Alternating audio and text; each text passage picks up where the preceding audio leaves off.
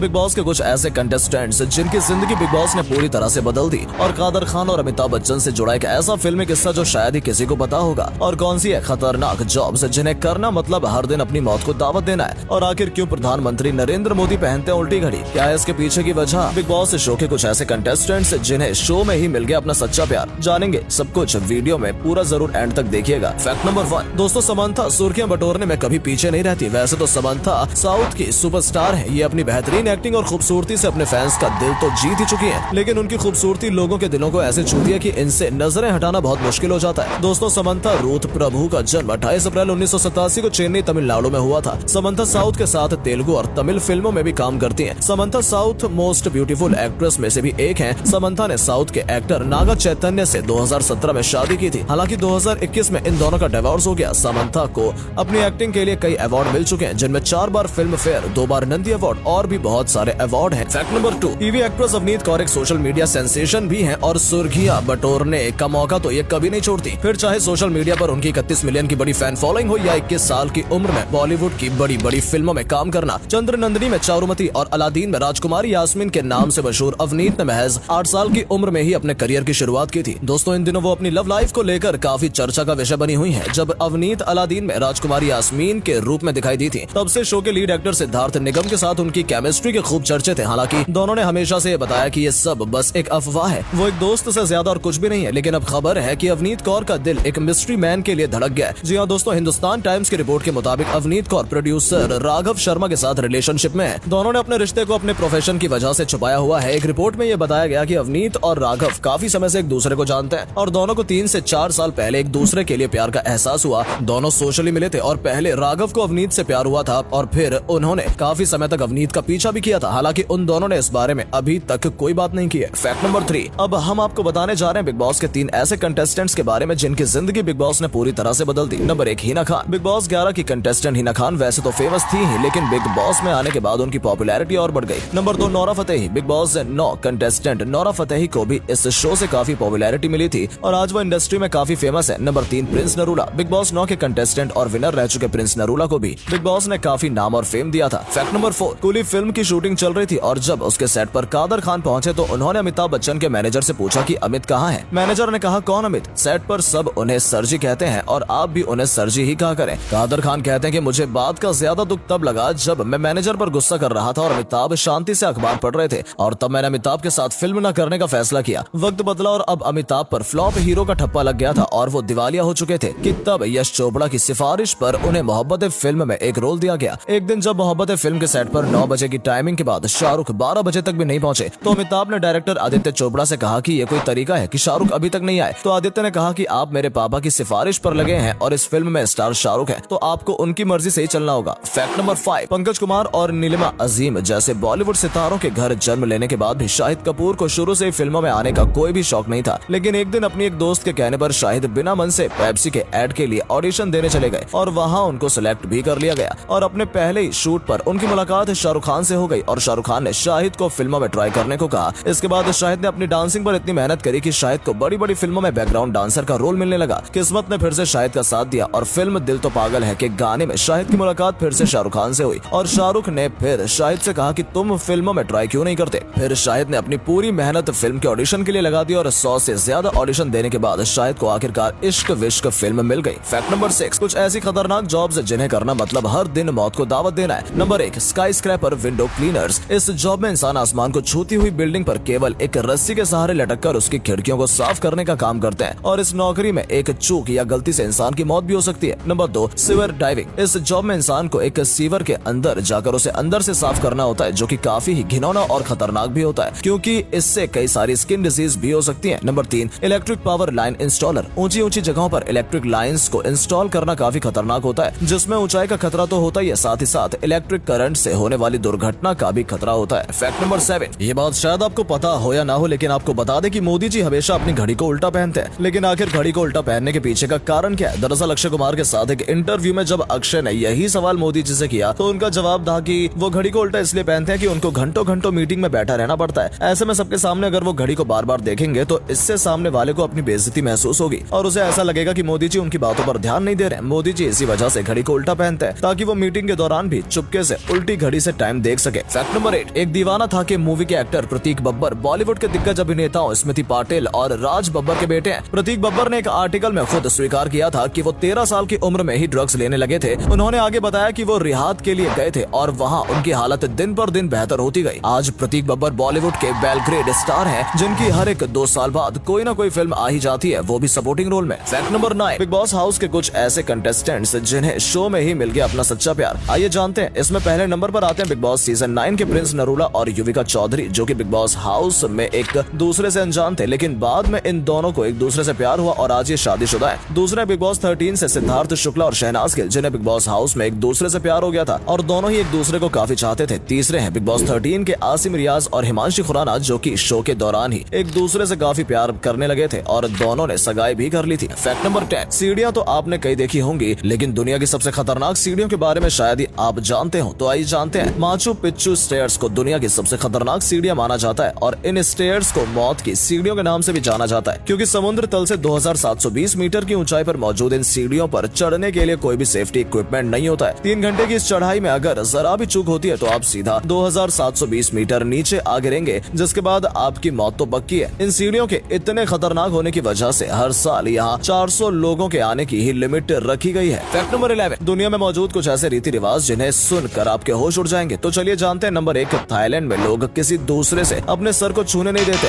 और सिर्फ इनके करीबी लोग ही इनके सर को छू सकते हैं। नंबर 2, चीन में बच्चों के जन्म पर ही उन्हें 1 साल का मान लिया जाता है और फिर चाइनीज न्यू ईयर के दिन उनकी आयु को 1 साल और बढ़ा दिया जाता है, जिसके चलते बच्चे 1 साल में ही 2 साल के हो जाते हैं। नंबर 3, मुस्लिम देशों में लेफ्ट हैंड को अच्छा नहीं माना जाता है और वहाँ किसी भी जरूरी काम को लेफ्ट हैंड से नहीं किया जाता है, फिर चाहे वो हैंडशेक हो या फिर लेफ्ट हैंड से लिखना हो। फैक्ट नंबर 12, आप अगर कभी भी एस्केलेटर पर चढ़े होंगे तो आपने एस्केलेटर के साइड में इन तरह के ब्रश तो देखे होंगे, लेकिन क्या आपको पता है कि आखिर इन ब्रशेस का काम क्या होता है? देखिए, एस्केलेटर के साइड में मौजूद इन नायलॉन ब्रश का काम किसी चीज को साफ करना नहीं बल्कि आपको सेफ रखना होता है। दरअसल एस्केलेटर पर चढ़ते समय कुछ लोगों के कपड़े या सामान एस्केलेटर के साइड में फंस जाते हैं, जो कि काफी खतरनाक हो सकता है। लेकिन एस्केलेटर के साइड में मौजूद ये नायलॉन ब्रश आपके कपड़ों और सामान को एस्केलेटर के साइड में एक सुरक्षित दूरी पर रखते हैं और कोई भी हादसा होने से बचाते हैं।